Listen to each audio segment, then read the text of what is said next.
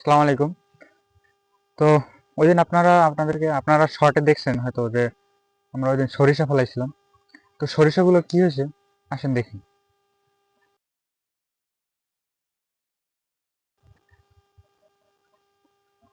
তো আমরা এই ঘিরে এই ঘিরে ফেলাইছি, এই সাইডের ঘিরে ফেলাইছি, এই সাইডের ঘিরে একটু দেখ, এই ঘিরে ফেলাইছি। আর এইদিকে এইখানে আমরা যেগুলো ফালাইছি, এইখানে কিছু কিছু দেখতে পারতেছি। তো সামনে সামনে গিয়ে দেখাই।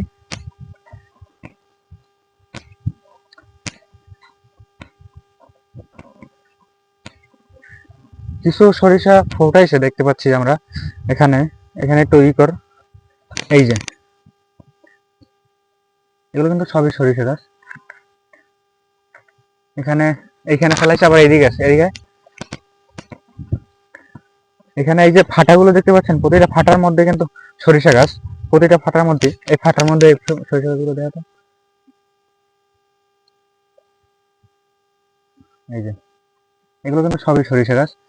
এটা আসলে মূলত এটা হচ্ছে কি আপনার প্রথমে এক ধাপ হয়, এটা হচ্ছে হাইব্রিড জাতের সরিষা। এটা অর্থাৎ ফেব্রুয়ারি মার্চ এই মানে এইসব মাসে এটা এটা 12 মাসই হতে পারে। তো এখানে এই যে দেখতে পাচ্ছেন, আর একটু বড় হইলে সব গাছগুলো দেখা যাবে। এইখানেও এই সব গাছ কিন্তু এইগুলো কিন্তু সব সরিষা গাছ।